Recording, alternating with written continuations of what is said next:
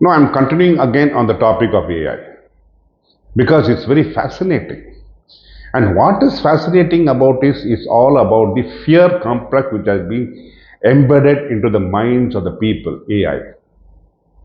Now, for example, what they do using AI is developing what is known as large language modules. What is it in simple terms? In simple terms, it means that you are talking to a machine and the machine says it has been programmed. If you say hello, it's going to say hello. Then it's going to say, what do you want? It has been programmed accordingly. Then even if you scold it, it's going to say, just to sit there. It's not going to scold you back because it has not been trained to scold you back. But the machine has been not been programmed for it. You say, sorry, my computer is not working. So the machine will say, oh, your computer is not working. What is the problem? And so what does it do? They have programmed it in such a way that they have analyzed and understood what are the normal problems that can happen in a laptop, in a computer, in a tablet, etc., etc., etc. And they have created questions and answers for the same. So this is in a simple manner, it's a language module. So you call up a service center and the service center is machine made and it starts asking you questions because it has been free to ask you, oh, it is an apple? Oh, apple. Now, based on the apple, it will go to the program which contains apple's questions and answers and keep on answering you questions and you keep on answering the questions. Sometimes it may end up that it creates a complication. The people who have created the software have not thought about what complication may arise in this concept or that concept. So you have a special complication and nobody can answer it. So the large language module fails. You have to contact the service center. It will say that, oh, I'm sorry, I'm not able to help you. Please contact the service center. This is the number for it. So simple again. You have to go to the service center to get your problem sorted out. So the large language models, it is a programmed process by which question and answers are being programmed, and that is what is going to happen. But today they are looking at what is known as LAM, large action models. What is large action models? It thinks of what the complication can be, and using the LLM, it can interact with you. That is where people are fearing.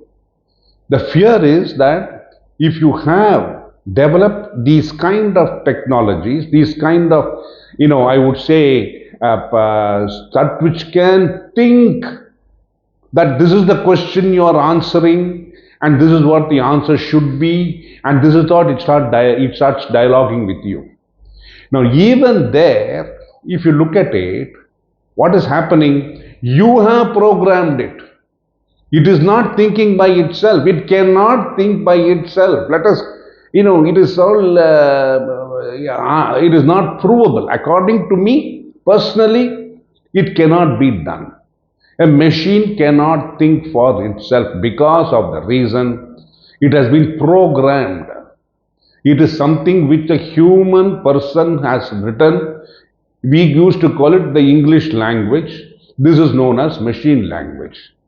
Now, suppose I am using Tamil and I am talking in Tamil to a person who knows only Kannada. Now, he doesn't know Tamil and I do not know Kannada. How are we going to communicate? Now, artificial intelligence can come here because that I talk in Tamil, they can use a technology by which they will be able to convert it into Kannada language, and the same thing replies can be received by me in Tamil because it is all programmed. But it cannot think for itself that Kannada person is a person from Kashmir and he knows Kashmiri, So I can also talk in Kashmiri to him. Can it think like that? I don't think it can happen like that. If I talk in Kannada, it's going to talk to me back in Tamil. By converting the Kannada into Tamil and back again to Kannada, it answers me. As simple as that. So, the utilization of AI is tremendous. It is fantastic. It can be used for every aspect of your life. As I was talking about booking a tour for your father and mother sitting in a borough in New York, the same thing can happen. The problem is it can replace certain activities of an individual. For example, after the electronic machines came, we lost the use of typewriters. And when the typewriter went out of use, because we lost of persons who were learning typing and shorthand, they lost their jobs. Because shorthand was a technique which was there for people who used to sit and dictate, and they used to note it down in a particular format, which was the machine language of theirs. You can call it machine language. Pitman shorthand was a machine language. Because the person who knew that language alone could do it. And he was the only person who would interpret whatever the strokes were. So, in the same way, here also, there are certain strokes which have been defined, and those strokes will play their part. So, after the shorthand and typing went out of modern because of fashion, because the new computers took over, then you had large computers. Today, you are having computers the size of your, a briefcase. And now today you are using tablets which are size of your purse, which are carrying in your hand.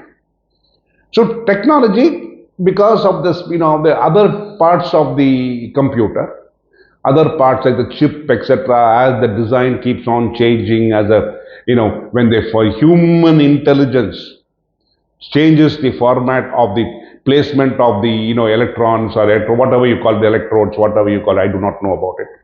All that is placed in particular fashion, the speed picks up, the size becomes smaller, all that happens. But even then, again, it is human intelligence which can do that only. Now, just like typewriters, typists and shorthand experts went out of business, there will be certain impact using artificial intelligence. For example, today liftmen are no longer there in lifts. There's automatic lifts. It has been designed such a way that you get into the lift, you press the particular floor and you're automatically delivered to that floor. Previously, you used to have a person who's a Lestuian, he has to close the door and then he has to switch it, and then today you can just press this button, the door opens, you enter, the door closes after a particular period of time, and then you can inform the lift that I want to go to the third floor, it goes to the third floor, and automatically the door opens. Those kind of jobs will be missed. They can get out, they can go out of fashion. And the same today, in countries like the US and other places, you are now introducing driverless cars, where the car is programmed to go to your place, pick you up and take you and deliver to another place, and automatically the payment is debited to your account also. It is happening. But it can happen in a place where systems are existing and they are foolproof and fail-safe. Only then you will be able to deliver that kind of service. I do not think this driverless service can ever work in my country, in India. Impossible. With the traffic, with the crowds, with the size of the roads, the different access points, each one, the difficulties in implementing the law, with so many factors, driverless cars in India is never going to be implemented, never going to happen. That I can guarantee you that.